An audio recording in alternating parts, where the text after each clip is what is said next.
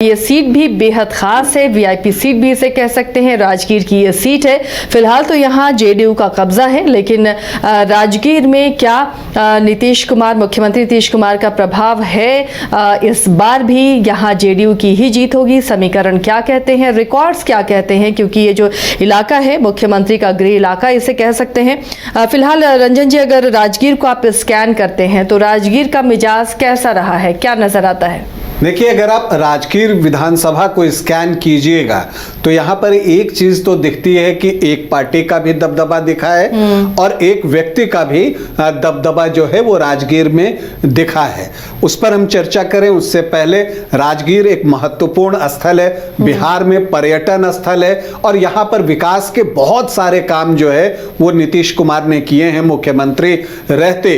यहाँ पर international hockey stadium बना जहाँ पर women's Asian champions trophy hockey का आयोजन हुआ। इसके अलावा एशिया कप वहां पर हॉकी का होने जा रहा है।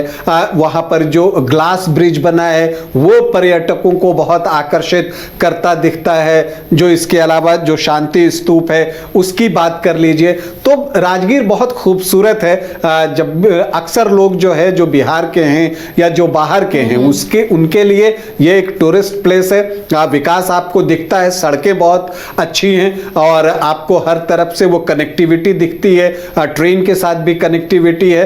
तो राजगीर पर जो है मुख्यमंत्री नीतीश कुमार ने बहुत ध्यान दिया है और उनके विपक्षी भी ये मानते हैं कि विकास जो है वो ज्यादातर नालंदा में और खास करके राजगीर में होता है। तो इसका एडवांटेज जो है वो मुख्यमंत्री जिस गठबंधन में रहते हैं उसको मिलता भी है और इसका फायदा जो है यहाँ पर बीजेपी ने भी उठाया है। वैसे फिलहाल अगर आप देखें तो यहां पर जेडीयू के विधायक हैं यहां पर कौशल किशोर। लेकिन जब कौशल किशोर की बात आई और जब शुरू में मैंने कहा कि यहां पर एक व्यक्ति का भी दबदबा है तो कौशल किशोर के जो पिता हैं सत्यदेव नारायण आर्य, के बिना आप इस विधानसभा सीट को स्कैन कर ही नहीं सकते। आप जहां भी स्कैन कीजिएगा सत्यदेव नारायण आर्य आपको दिखेंगे। एक बार नहीं, दो बार नहीं, 8 बार जो है उन्होंने राजगीर विधानसभा सीट जो है वो जीती है और एक बार उनके बेटे ने जीत ली। तो कुल 17 चुनाव हुए हैं, उसमें से 9 बार जो है इसी परिवार के पास ये सीट रही है। सत्यदेव नारायण आर्य जो हैं वो आपको हरियाणा के भी राज्यपाल बने, बाद में त्रिपुरा के राज्यपाल बनाए गए। तो उनकी एक पकड़ जो है इस क्षेत्र में बहुत मजबूत है और 1977 में उन्होंने जो है वो यहां से चुनाव जीता था जनता पार्टी के टिकट पर। उसके बाद आप देखिएगा कि वो बीजेपी में शामिल हुए। 1980 में बीजेपी पहली बार चुनाव लड़ रही थी अपनी स्थापना के बाद और वो तब से जो है जीतते रहे। बीच में एक हार 1985 वाली है उनके नाम, लेकिन वो ज्यादातर जो है वो जीतते रहे टिल 2010 तक, मतलब 2010 तक।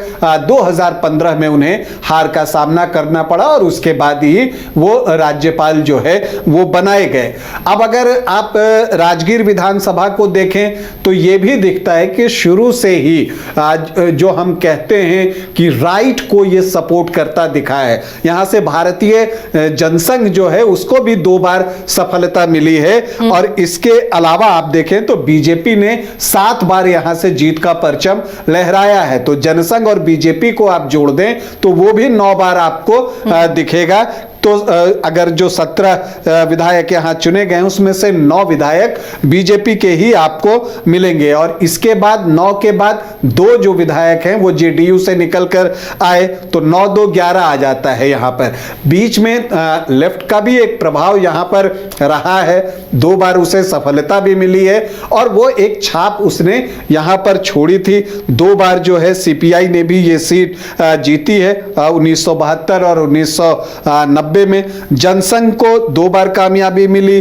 कांग्रेस सिर्फ 2 बार इस सीट को जीत पाई है। जनता पार्टी को 1 बार सफलता मिली है और छोटा नागपुर संथाल परगना जनता पार्टी जो है उसको भी 1 बार यहां पर कामयाबी मिली है। तो ये 17 बार का हिसाब किताब है। सबसे ज्यादा बार जीतने वाले व्यक्ति का नाम हमने आपको बता ही दिया, सत्यदेव नारायण आर्य सर्वाधिक 8 बार जो है राजगीर में चुनाव जीतने में सफल रहे हैं। अब अगर हम यहाँ के आखिरी 3 चुनावों की बात करें कि वहाँ क्या कुछ है और क्या कुछ हुआ, आंकड़े हमें क्या समझाने की कोशिश कर रहे हैं, तो 2010 की बात है। तब बीजेपी से सत्यदेव नारायण आर्य ही चुनाव लड़ रहे थे और उनके सामने कांग्रेस से मोनी देवी थी और एलजेपी से धनंजय कुमार थे यहां पर। तो ये यहां पर जो सत्यदेव नारायण आर्य हैं उनको आए 50,648 वोट, मतलब 49.75% वोट। और मोनी देवी जो कांग्रेस प्रत्याशी थी वो तीसरे स्थान पर चली गई, उनको सिर्फ 6,598 वोट, मतलब 6.5% के आसपास मत आए। लेकिन एलजेपी के धनंजय कुमार दूसरे स्थान पर रहे 23,697 वोट लाकर। तो यहां पर सत्यदेव नारायण आर्य को 26,951 वोटों की जीत जो है वो मिली। अब 2015 आता है, यहां पर महागठबंधन बन चुका, आरजेडी जेडीयू कांग्रेस एक साथ चुनाव लड़ रहे थे। बीजेपी जो है वो एनडीए फोल्डर में जो है वो यहां चुनाव लड़ रही थी। सत्यदेव नारायण आर्य को ही बीजेपी ने यहां पर टिकट दिया। लेकिन यहां पर 2015 में चूंकि जेडीयू को कैंडिडेट चाहिए था तो उसने जो है रवि ज्योति कुमार को उतारा, जो कि पुलिस इंस्पेक्टर थे पहले, वो नौकरी छोड़कर जो है यहां पर चुनाव लड़ने आए और उनका आना सफल रहा। उनको 62,009 वोट आए, 41.75% वोट। और सत्यदेव नारायण आर्य को आए 56,619 वोट, मतलब 38.12% वोट। तो एक टाइट फाइट हुई दोनों के बीच में, लेकिन रवि ज्योति कुमार जो है 5,390 वोटों से चुनाव जीत गए। इसके बाद 2020 आता है, परिस्थितियां बदल चुकी थी, जेडीयू बीजेपी के फोल्डर में था और महागठबंधन एक अलग बन चुका था कांग्रेस और लेफ्ट के साथ आरजेडी का। तो ऐसी परिस्थिति में एक बार फिर से नीतीश कुमार ने यह सीट मांगी चुनाव लड़ने के लिए और उन्होंने सत्यदेव नारायण आर्य के बेटे कौशल किशोर को यहां से तीर के निशान पर चुनावी मैदान में उतार दिया। कांग्रेस क्या करती, चूंकि रवि ज्योति सिटिंग विधायक थे, उन्होंने जो है जेडीयू से रिजाइन कर दिया, कांग्रेस पार्टी ज्वाइन की और यहां पर प्रत्याशी बनकर कांग्रेस के टिकट पर चुनावी मैदान में उतर गए। लेकिन एलजेपी ने भी यहां से प्रत्याशी दिया मंजू देवी को। कौशल किशोर को आए 67,191 वोट, मतलब 42.58, 42.5% वोट। रवि ज्योति कुमार को आए 51,143 वोट, मतलब कि 32.41% वोट। और मंजू देवी ने भी बेहतर प्रदर्शन किया और उनको आए 11,174 वोट, मतलब कि 7% वोट जो है उनको आए। अब यहां पर कौशल किशोर ने जीत दर्ज की 16,048 वोटों की। तो अब जब इस बार जो है ये चुनाव यहां पर होगा तो ये भी एक वो सीट है जहां पर जेडीयू और एलजेपी के बीच जब सीट शेयरिंग होगी तो एक बातचीत होगी, क्योंकि अभी ही चिराग पासवान ने पिछले दिनों बहुजन भीम संकल्प संगम राजगीर में किया था, वहां भारी भीड़ भी उमड़ी थी। तो इसलिए इस सीट पर एक चर्चा हो सकती है।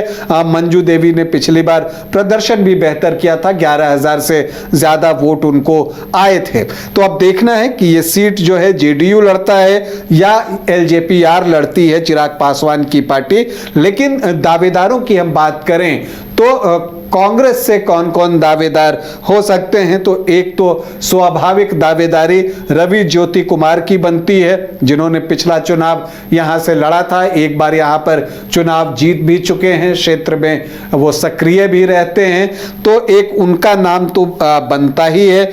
इसके अलावा देखिए आरजेडी की भी नजर इस सीट पर लगी हुई है, वो भी चाहती है कि ये सीट जो है उसे मिल जाए और वहां पर भी कुछ नाम हैं, अशोक कुमार हिमांशु हैं, वो जो है इस सीट को चाहते हैं। नालंदा के आरजेडी के अध्यक्ष हैं। इसके अलावा रामाशीष चौधरी हैं, वो भी इस सीट पर जो है नजर लगाकर रखे हुए हैं। तो अब देखना है कि क्या कांग्रेस चुनाव लड़ती है या फिर जो है आरजेडी ये सीट कांग्रेस से ले लेती है कि पिछला आपका प्रदर्शन बेहतर नहीं था और जो 15,000 का एक मार्क हमने बनाया है उससे ज्यादा की आपकी हार है, तो आप ये सीट हमें दे दीजिए, या फिर जो है रवि ज्योति कुमार ही यहां से चुनाव लड़ते हैं। ये देखना भी दिलचस्प होगा।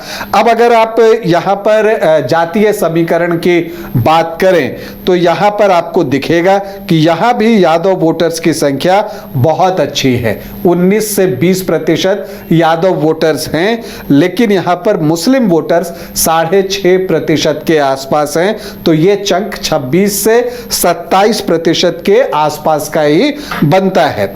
अब अगर आप इधर देखें तो राजपूत, भूमिहार और ब्राह्मण को मिलाकर जो है लगभग 15% के आसपास जो है सामान्य जाति के वोट होते हैं। राजपूत जो हैं वो 7-8% है, उसी के आसपास भूमिहार भी हैं और ब्राह्मण भी जो हैं वो 1-1.5-1.25% के आसपास हैं। लेकिन यहां पर आप देखिएगा कि जो कुर्मी वोटर्स हैं उनकी संख्या अच्छी है और यही वजह है कि ये जेडीयू का गढ़ बना हुआ है।